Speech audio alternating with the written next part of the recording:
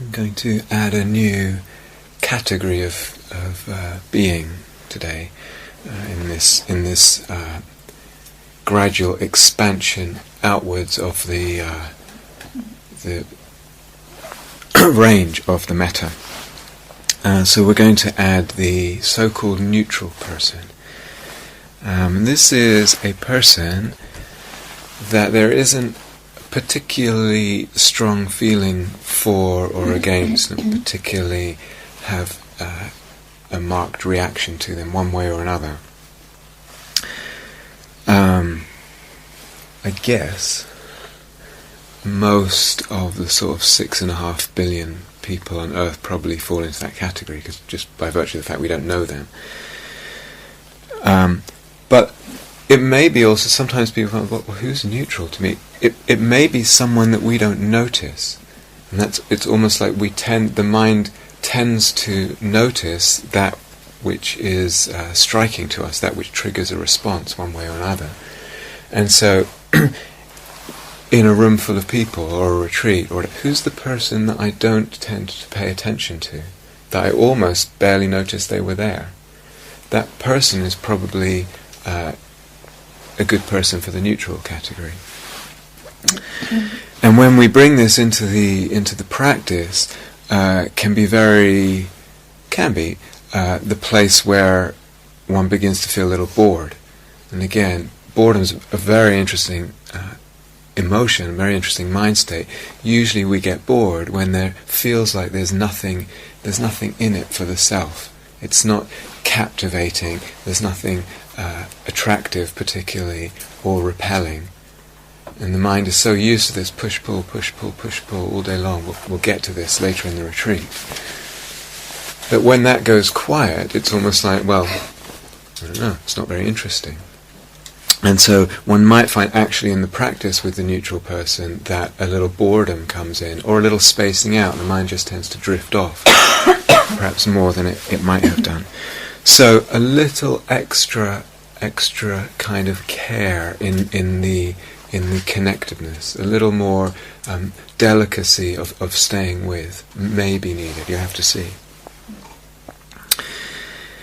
And at the same time, people often report, especially on a longer metta retreat, yes, pick this person, I didn't even notice they were here, or maybe someone else in your life, the person, I don't know, at the gas station or something, the petrol station. And yet after a time of doing this person, you absolutely adore them. And they're no longer neutral at all. And one needs to move and have a different neutral person, because this one has clearly been promoted. Be careful at the gas station. Yes, be careful at the gas station. So what helps here? To this movement of opening the heart beyond what it kind of habitually opens to, open its range beyond its habitual ranges. So some reflection is really, really valuable, and particularly the reflection on the kind of the commonality, the humanity, the shared humanity. This is so important. We look inside ourselves, and we don't have to look very far or deep to encounter and palpably feel our natural and actually beautiful desire for well-being. We want to be well, we want to be peaceful, we want to be happy. And that goes for everyone. People have difficulty being well and peaceful and happy, but that desire is there, and it's what the Buddha would call a beautiful and a noble desire. And we share that. We share that with actually all living beings. All living beings want peace. All living beings fear the rod, fear pain. So really, in a way, partly being sensitive to one's own humanity, one's own range of feelings, a range of physical well-being and emotional well-being going in and out, all that is shared. All that is shared. And sometimes the difficulty is when we have an emotional pain or a physical pain, it's so easy for the mind to not even think it, but sometimes think it, that I'm it's just me suffering this. Actually, just a little bit of reflection, and it's probably guaranteed that someone else somewhere, even at this same instant, is going through something very, very similar. It's just a way of opening out the sense. And sometimes too, with that shared humanity, is a reflection on shared mortality as well. And what happens when we become aware of the mortality of this so-called neutral person. They too are journeying between the points of birth and death, with the unknown, the certainty of death and the unknown of the time of death. They too are on that journey, and we share that with them. And that's partly the function of the skeleton downstairs in the walking room. That it one of the things that can open up there is it engenders this this compassion. We recognize what we share. We share this finiteness of our life, this limit of our life, this movement towards its ending. So there's all kinds of vulnerability that we share as well. We share, of course, physical vulnerability, and mortality is a kind of physical vulnerability, but also the vulnerability to illness, to aging, and the way that the faculties and just the energy in the body, dims more as we age. And of course, we're prone to all kinds of accidents and mishaps in the body. So there's this physical vulnerability, and there's also an emotional vulnerability. So as human beings, we are vulnerable in relationships, and just generally we are sensitive creatures. Our hearts are sensitive, are open, even if one doesn't feel that. It's very easy to be hurt, to be slighted by what someone says, or even the way they look at us, or not getting a promotion at work, all these kind of things. We're vulnerable creatures, and this we share. So I might not know anything about this neutral person. It might just be a person I occasionally pass in the street, and yet all this I know, this shared vulnerability, shared humanity, and the sharing of joys and pleasures. So everything that's beautiful for us, that touches us, that makes us happy, that we delight in, this too they have. Maybe not exactly the same, but this is shared. So one has to be a little careful not to overemphasize the suffering aspect at this point. In other words, when I think about what's shared in humanity, not just the mortality and the vulnerability. If I overemphasize the suffering aspect, the practice will kind of lean over into a compassion practice. It will morph into a compassion practice, which is fine, no problem at all, and it's fine to do that a little bit. But again, for our purposes here, we want to keep it a bit more balanced, not so focused on the suffering. So metta is a well-wishing for the totality of a being, their happiness and their suffering. Compassion is more geared to the suffering. So really to include their joys and their pleasures, etc.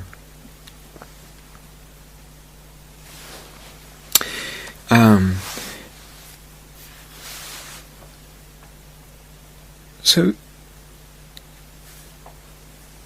yeah, you might want to have one neutral person. You can think of a neutral person. But then, as we were saying, I think it was Jackie that asked the question, it was in the question and answers, begin, if you haven't already, clandestinely zapping people with metta in the corridors, okay, and at lunch. And it's just a lovely way to move around. No one knows it's going on, the person in front of you, the person next to you, etc. Just when you remember, you don't know, maybe you do know them, maybe they're a friend, maybe you know a little bit about them, maybe you have a sense of them from the meditation hall or elsewhere in the house, another kind of retreat, but just letting it spill out as you move out of the meditation halls, in whatever way is helpful. It doesn't have to be the whole phrases, etc. Sometimes this touches on something else, because when we know a person, we might want, or ourselves, we might want to tailor the phrases specific to their situation. I think I mentioned this at one point like I hope you find a job soon, or whatever it is. So there's a question sometimes people ask, should I keep the same phrases with my metta practice if I'm using phrases, or should I kind of change it continually responsive to what I feel I need right now, or what this person, what I think they need, of course, which might be completely off the mark. So there's no right way or wrong way of doing it. There is something to be said for keeping the same phrases, because they almost become like touchstones, like kind of keys. They work their way. The same phrases work their way into the cells, into the consciousness. It's almost like you just start saying those phrases and the metta begins opening up after a long time staying with the same phrases. They become like keys that unlock metta.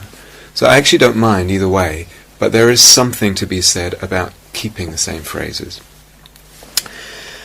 And then there can still, though, be some flexibility with the same phrases. So let's take the one I always give him, may I or may you be safe and protected. So what does that mean, to be safe? What does it mean to be protected? So I could keep the same words, and at different times, this sort of invisible small print, it shades it with different meaning. And sometimes, for presence, may you be, physically free of harm. May you, not get mugged. May you not get hit by a car. May you be safe at that level. May your travels be safe, etc. But then we also look inside, and you see sometimes it's like, well, may I be protected from, for instance, my own self-criticism, my own self-judgmentalism. So it can mean a lot of different things. Could also mean, may I remember my insights. So insight is what protects us from suffering. So I could keep the same words, and yet I'm shading it differently. There's flexibility in the meaning there. And that way, again, it's up to you, but that way then the words still maintain their kind of key-like quality over time.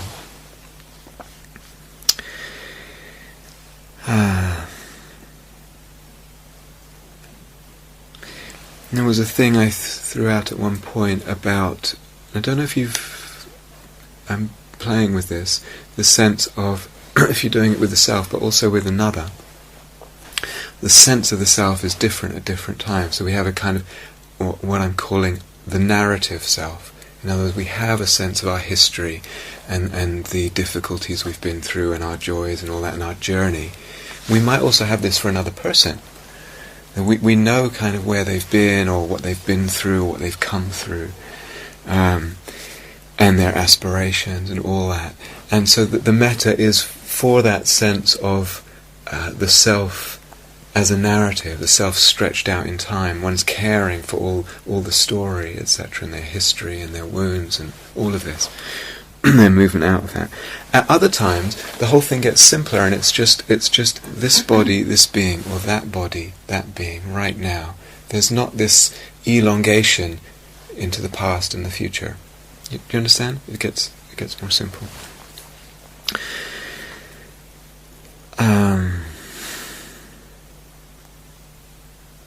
Now, as we stretch into the neutral, we're beginning to go, as I said, where the heart doesn't naturally go. Most people's heart.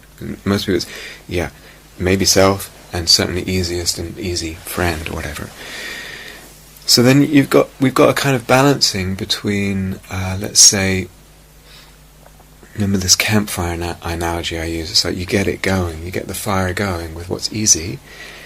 But at the same time, we also want to open the heart and stretch it into the ranges where it's maybe a little more difficult to feel metta. So the question is, should I just stay where it's easy and get this fire going and it feels really good? Or should I stretch it and just work a little bit at the edges where it feels a bit more difficult? And again, there's not right or wrong. If I stay where it's easy, I may be serving the metta, certainly getting this fire going. I'm also probably going to be nourishing the samadhi more and the well-being because it's easy. And with stretching it, I'm probably stretching out the heart more. But they're both good. Sometimes it's very easy. Someone wrote a note yesterday saying, it feels like I'm dissolving into the other person. at times. Is that okay? Yes, it's very okay. It's very okay if that degree of kind of depth happens at times. Sometimes it almost feels like the image of the other person, if it goes, this might be quite rare, but if it goes really deep, the image, they begin to kind of dissolve. It's like it's hard to keep the sense of them. And one might have had a relatively clear image, and it goes more to just a sense of their being, or their heart even. It's just the radiance of their heart, and one feels the radiance of one's own heart, and these two hearts begin to melt into one. So that's lovely if that happens. But also, we want to, like I said, explore where it's maybe not so easy. So there's this balance of samadhi and metta. With that too, sometimes, in fact very often on a metta retreat, a person feels like, God, it's really difficult for me to give metta to myself, and either they want to avoid it or they want to just give the metta to themselves. I feel like there's so much healing here to be done, and there can really be. And I think Catherine was saying at one point, sometimes it's really appropriate for a person just to give metta to themselves. That's all they do in their practice for a year, 2 years. It can be really, really helpful. And, like everything else, that has its shadow. And I remember years ago, when I was in the States, and being at, I think it was an 8-week evening class of metta with my teacher, and someone in the class asked at some point, and we're moving into the categories, and she said, I just feel like kind of hunkering down in this cocoon of metta to myself, and just kind of staying there and kind of, holding myself there. And it's been hard recently, and I can't remember exactly. And so, is that okay? And Narayan, my teacher, just said, no, it's not okay. Just very, very cut like that. And she didn't explain why or anything. I was thinking about it afterwards, and I realized it's like, of course that's very healing. Just me, just the metta to me. But guess what? And we'll get more into this. The more I just focus on myself, the more I'm, so to speak, building that self, getting preoccupied with that self, and it builds the suffering. Or it can build the suffering. Do you understand? So there's like everything else, there's potential shadows here. If you want to emphasize most of yourself, great, but also out some, at least 10% or something really, really helpful.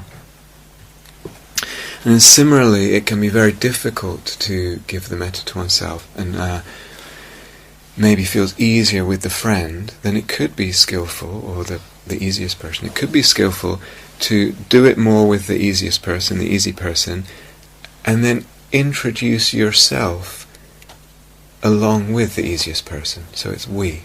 You understand? It's more bringing yourself into the field of well-wishing, like that.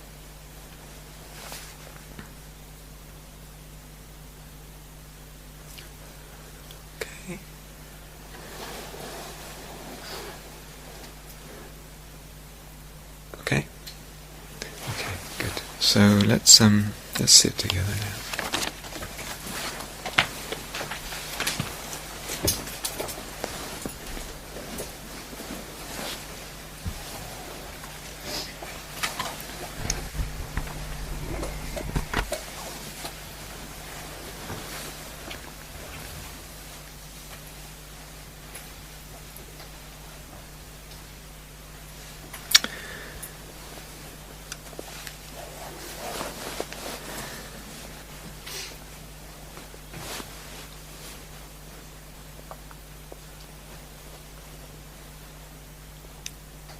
Just finding your way into your posture.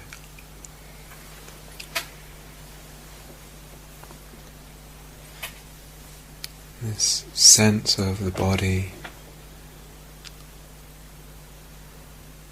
this sensitivity to the body, the openness to that field of experience, the feel, the texture, the vibration.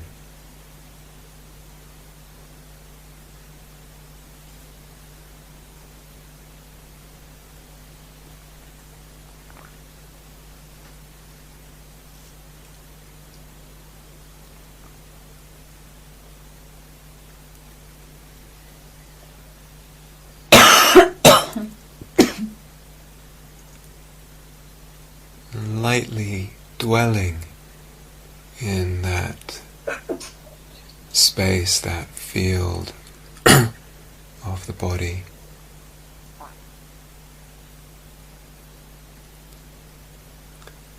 And in whichever way feels helpful right now, and starting with whichever category feels most helpful.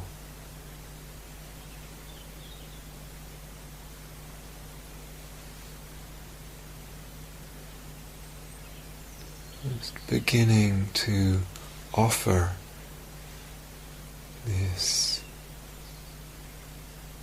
well-wishing, this gentle stream of intentions, of care, of kindness,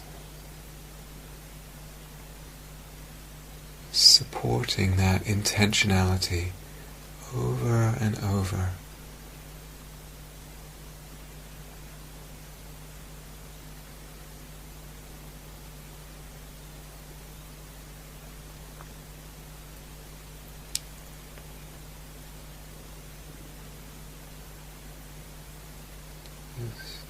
Trying to keep this field of the body sense open,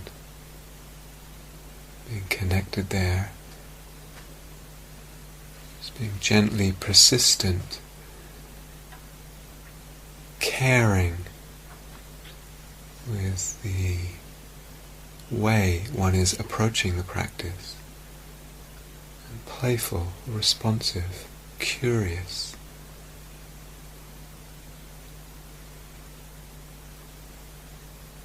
As to what works, what's helpful, what's possible.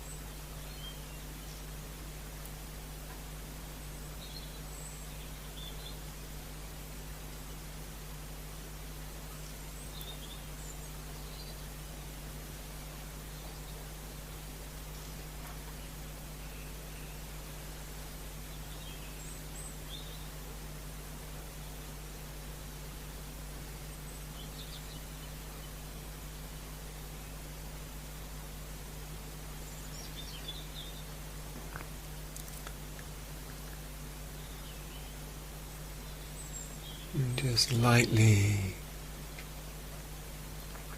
checking if the whole body is involved.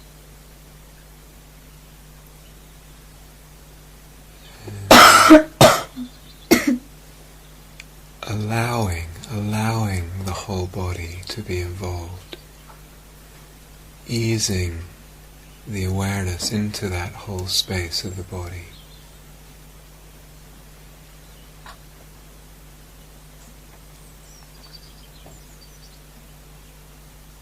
And letting it melt out into the whole body space. No pressure.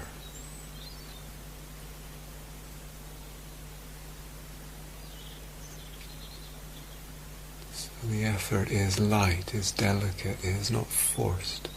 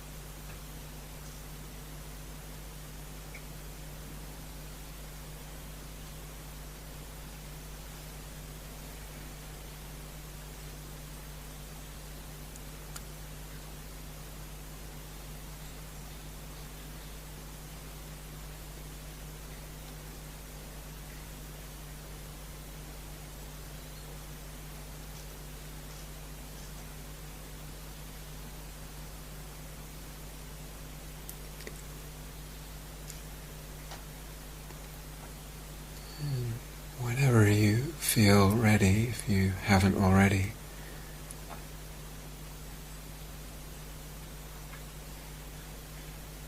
inviting into the heart space, into the mind's eye, the image or the sense of a so-called neutral person. Someone who typically you wouldn't even pay that much attention to, perhaps.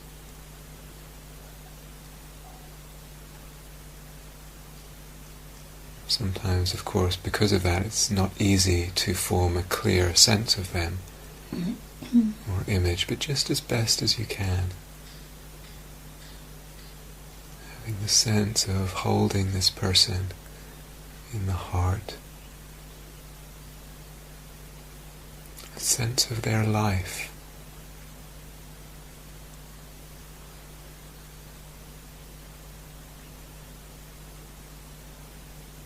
And we do not know what difficulties this person has had to bear.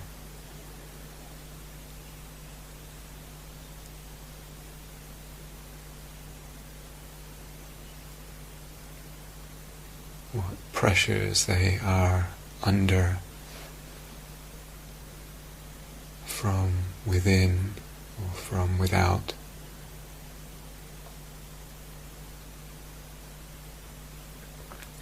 Whether they suffer those alone or with the help of loved ones.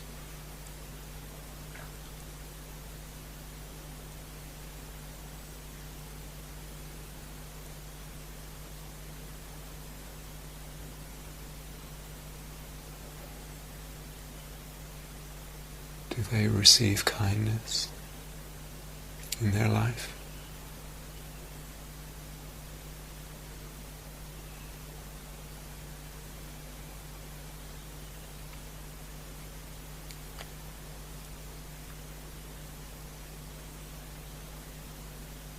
Do they have the opportunity to express kindness, love?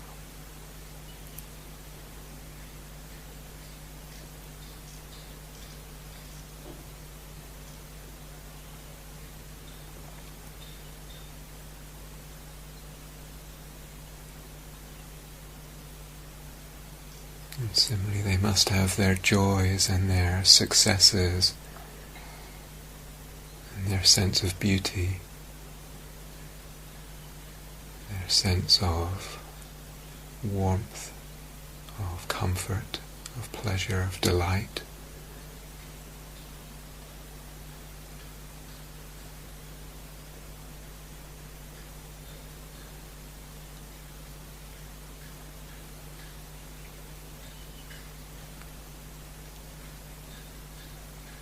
Same human like me, like us.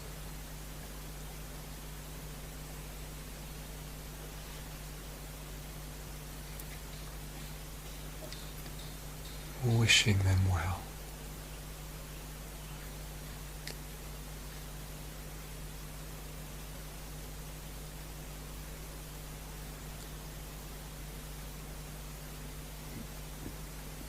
Holding them, wrapping them in warmth and care.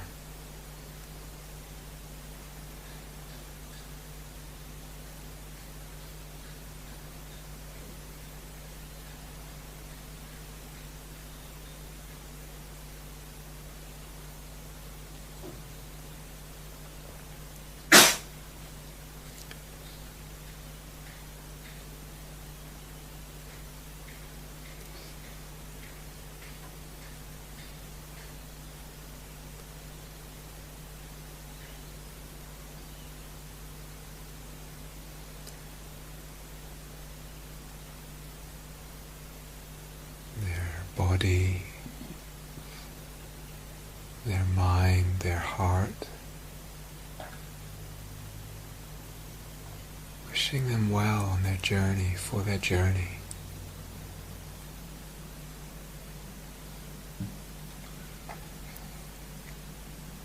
Wishing them well right now.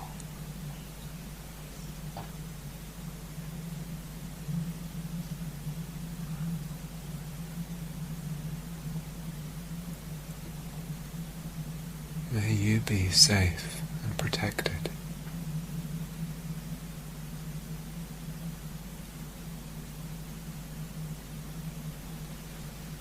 May you be filled with happiness.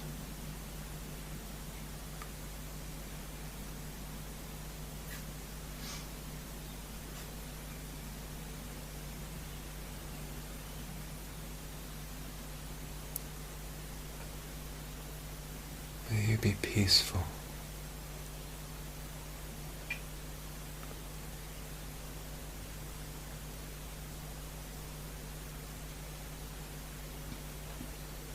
May you live with ease and with kindness.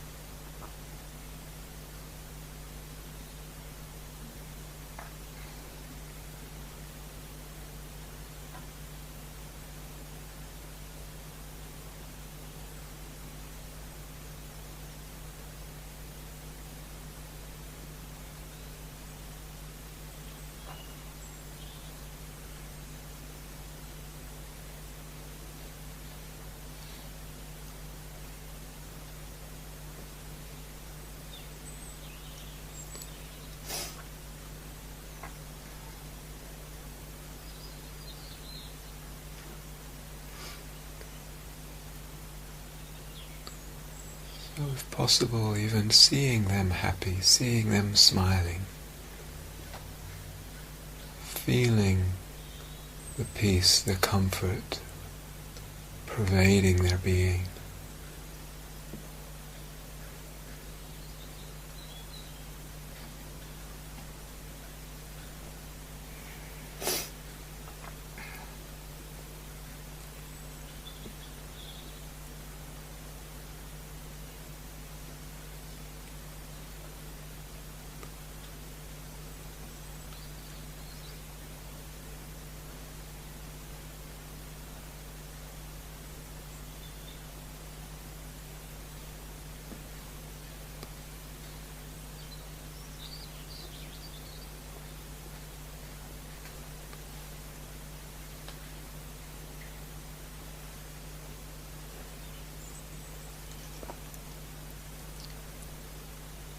Light and lightness suffusing them.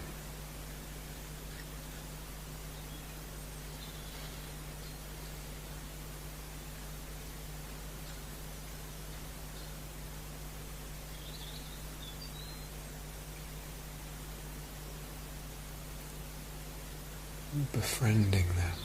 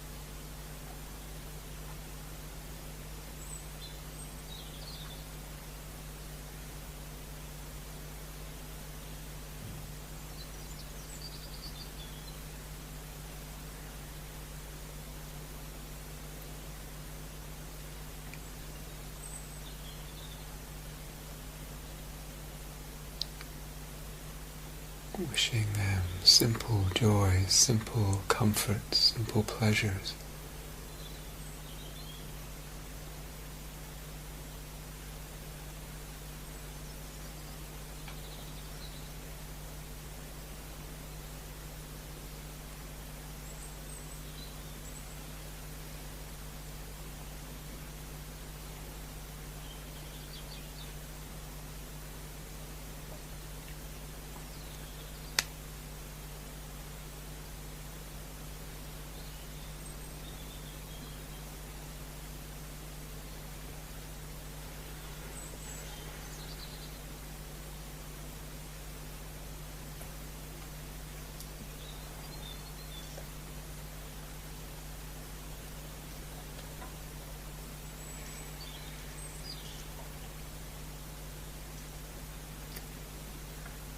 And whenever you're ready, just returning to the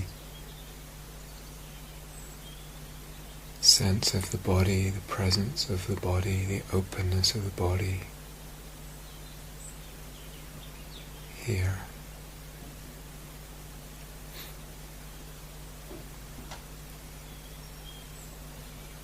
In warmth, in well-wishing and care.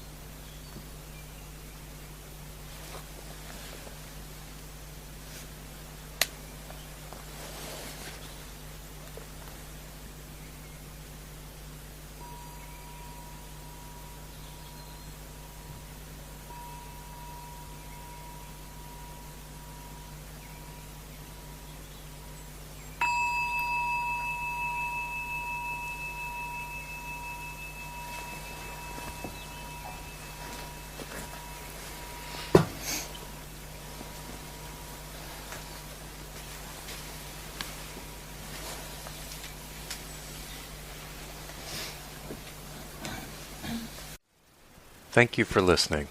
To learn how